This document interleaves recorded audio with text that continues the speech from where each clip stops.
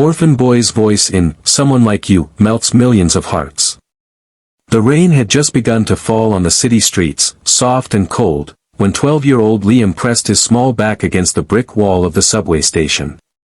He hugged his old guitar case, the leather worn thin from years of being carried through shelters and foster homes. The commuters rushed past him, their umbrellas like black flowers blooming and closing in the wind. He had learned long ago that most people didn't look twice at a boy like him.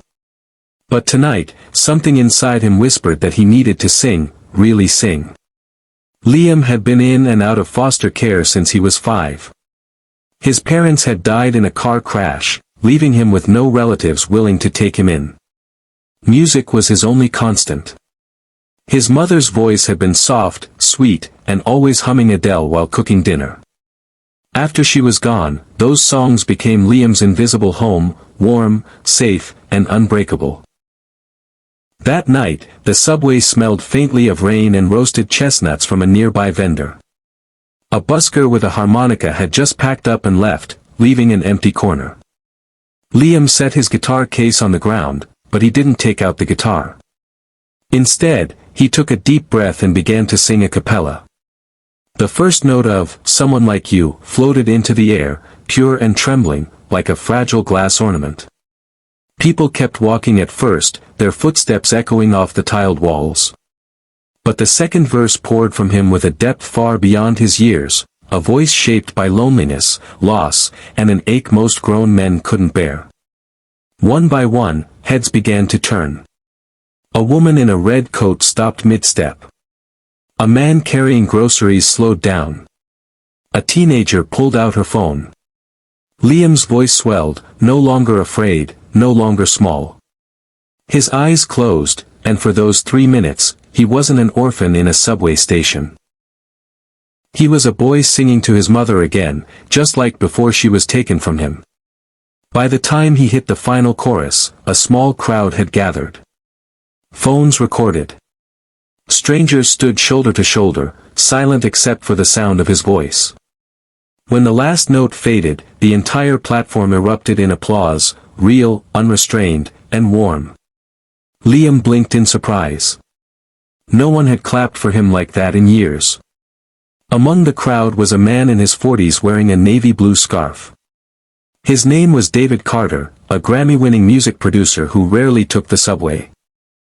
That night, his car had broken down, forcing him underground, and directly into the path of a boy whose voice had just cut straight through his soul. David walked up, slipped a card into the guitar case, and said softly, "Call me. You have something the world needs to hear." Liam stared at the card long after the crowd dispersed. In his life, he had learned to distrust promises. But something in David's eyes had felt different, not pity, not charity, but belief. The next week, David brought Liam to a small recording studio.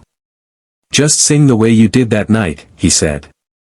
Liam stepped into the booth, headphones too big for his head, and poured his heart into Someone Like You once more. David didn't interrupt. He just stood there, his hands on the soundboard, his eyes glassy. When the recording was posted online, it was meant for a few friends in the industry. Instead, it went viral in less than 48 hours. Millions watched the video of the small boy in worn sneakers singing like his life depended on it. Comments flooded in from around the world, people sharing their own grief, their own healing, their own moments of finding light after loss. A week later, a morning talk show invited Liam to perform live.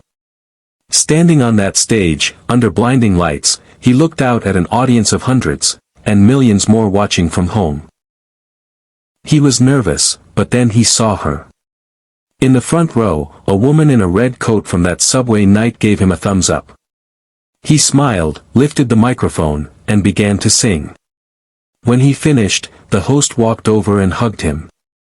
"Liam," she said, her voice thick with emotion, "you've reminded us all that no matter how small we feel, our voice can touch the world."